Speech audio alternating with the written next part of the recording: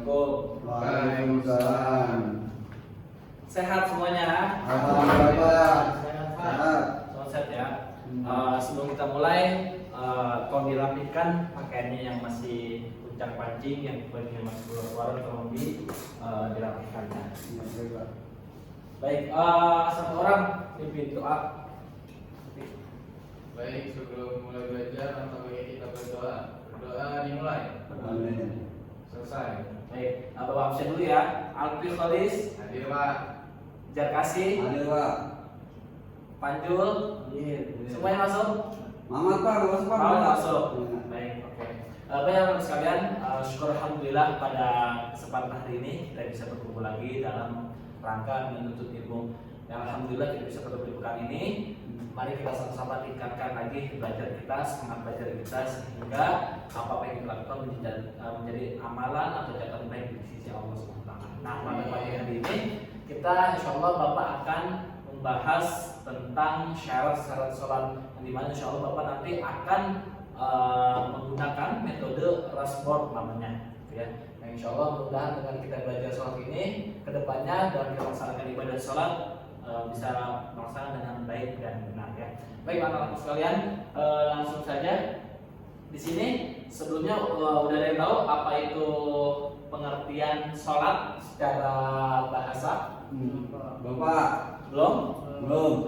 Nah, jadi anak-anak sekalian, sholat yang dimana berasal dari bahasa Arab, sholat yang dimana artinya itu doa. Sedangkan menurut istilah sholat itu adalah suatu ibadah yang dimulai dengan rangkaian bacaan takbiratul ihram dan diakhiri dengan ucapan kedua salam, itu dengan syarat tertentu segala perkataan dan perbuatan yang termasuk rukun sholat mempunyai arti dan makna tertentu bertujuan menekankan hamba kepada sang pencipta. Nah, baik, selanjutnya yaitu keutamaan dan dalil Al-Quran dan hadis.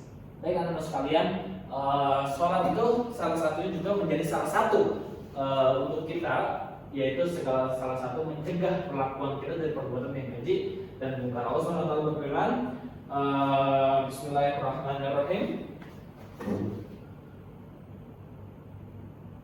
Utslu ma uhiya ilaika minal kitabi wa aqimis shalah innas salata tanha 'anil fahsya'i wal munkar wa la dzikrullahi akbar wallahu ya'lamu ma tasna'un. Yang dimana bacalah apa yang telah diwahyukan kepadamu yaitu Alkitab atau Al-Quran yang didirikan sholat. Sesungguhnya sholat itu mencegah dari perbuatan keji dan mungkar, dan sesungguhnya mengingat Allah atau sholat adalah lebih besar utamanya dari ibadah-ibadah yang lainnya. Allah mengetahui apa yang kamu kerjakan. Surat Al-Ankabut ayat 25.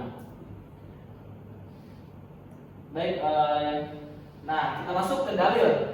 Kalau saudara Alfi dibaca dalil Quran surat Al-Fahamnya. Bismillahirrahmanirrahim. Innaki anallaha la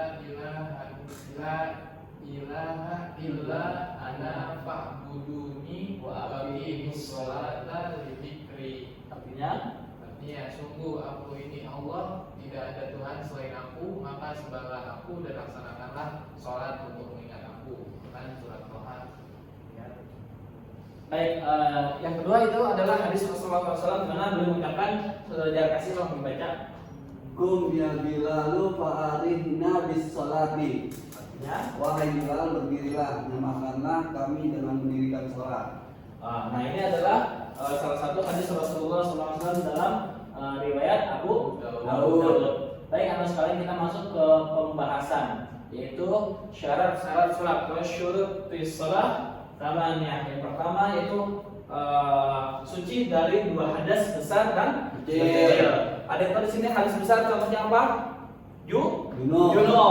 Yang diantara salah satunya bagi laki-laki keluar apa?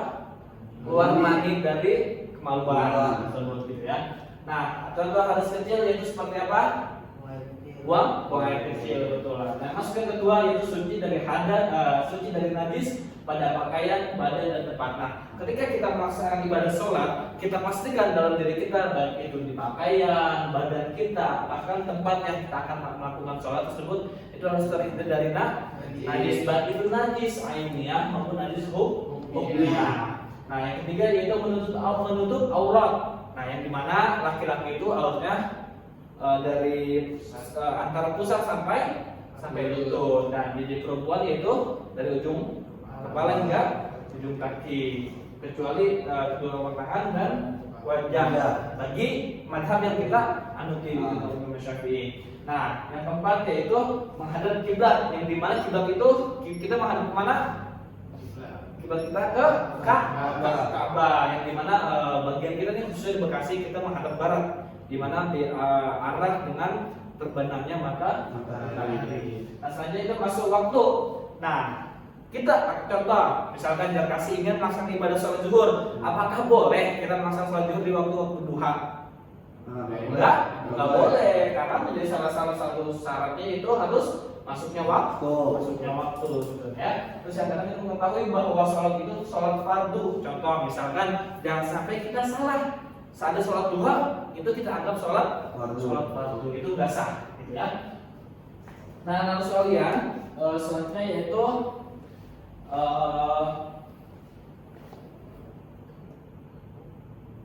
itu yang selanjutnya itu tidak meyakini fardu sholat sebagai sholat sunnah, itu sama saja yang tadi kita bahas. Nah, yang ke-8 yaitu menjauhi dari batalnya, dari hal-hal yang membatalkan dalam sholat. Contohnya apa? Yang pertama, kentut. Yang kedua, bersentuhan lawan jenis. Nah, itu menjadi salah satu contoh pembatal atau hal-hal yang membatalkan dalam sholat. Baik, anak sekalian, sampai sini ada yang ingin ditanyakan? Ada Pak. Nggak ada? Baik, jangan kasih coba apa yang dimaksud dengan sholat. Maksud dalam sholat adalah sholat yang dimana yang dilakukan oleh setiap umat muslim. Yang diawali dengan takbiratul ihram dan diakhiri dengan ucapan salam. Betul. Nah, saudara Sulfah, apa yang dimaksud dengan sholat? Sholat itu yang harus berhubungan di masa waktunya, Pak. Maksud dengan sesuai masa waktu bisa. Gitu ya. Sampai sini paham ya? Gak ada yang ditanya? Coba saudara Alfi, apakah bisa menyimpulkan dari apa yang kita bahas pada hari ini? Jadi kesimpulannya, sholat itu adalah ibadah wajib yang diawali dengan takbiratul ihram dan diakhiri dengan salam, dan ada beberapa syarat sahnya sholat itu. Yang tadi ada 8, Pak. Selain kalau kita nggak ngejalanin yang 8 itu, sholatnya nggak sah. Sholatnya tidak sah. tidak sah ya. Nah, jadi kalian semuanya paham ya sampai sini ya. Nah, baik, sebelum kita akhiri, Bapak ingin masuk ke pembahasan supaya gimana kalian itu supaya lebih paham ya. Nah, dapat kalian ketahui, jadi apa yang kita bahas pada hari ini itu adalah semua yang berlaku pada sholat baik sunnah maupun fardu. Nah, jadi nanti Bapak akan memakai metode board trust yang telah Bapak jelaskan tadi. Jadi kalian nanti maju dengan Bapak kasih waktu selama beberapa menit dan kalian sebutkan apa saja nama-nama sholat yang kalian ketahui, baik itu sholat sunnah maupun sholat fardu ya. Nanti Bapak kasih waktu 1 menit di antara kalian. Nanti di antara kalian yang paling banyak nanti Bapak kasih hadiah atau Bapak kasih nilai tambah ya. Paham ya?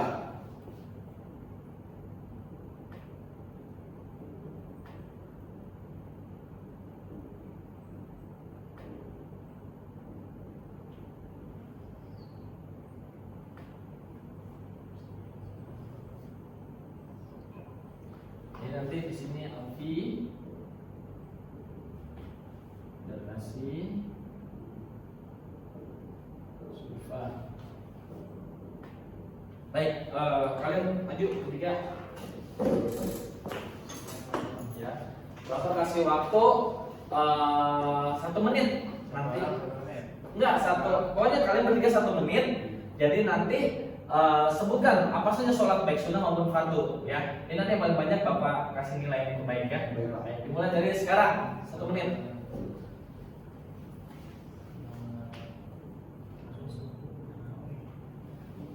Gantian.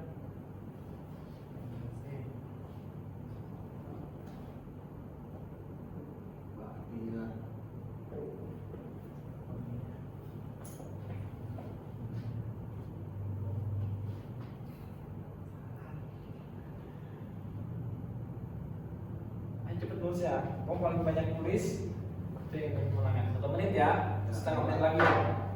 Jadi tulis sholatnya juga nggak apa-apa, namanya terawih apa. Iya.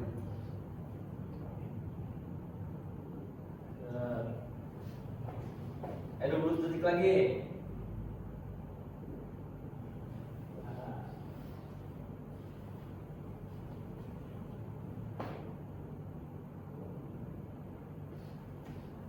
Sepuluh, 9, 8, 7, 6, 5, 4, 3, 2, 1, habis.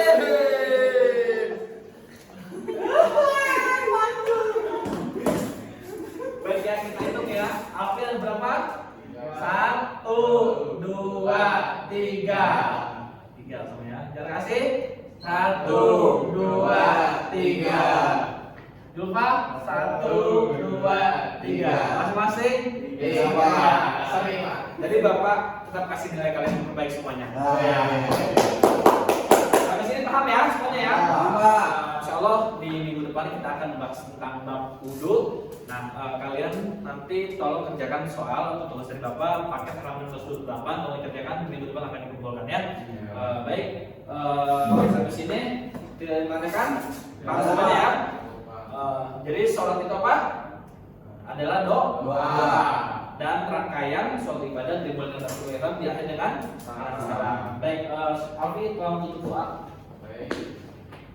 Doa dimulai. Subhanallah. Wa bihamdika asyhadu an la ilaha illa anta astaghfiruka wa atubu ilaik. Baik. Sekian dari Bapak. Wassalamualaikum warahmatullahi wabarakatuh. Waalaikumsalam warahmatullahi wabarakatuh.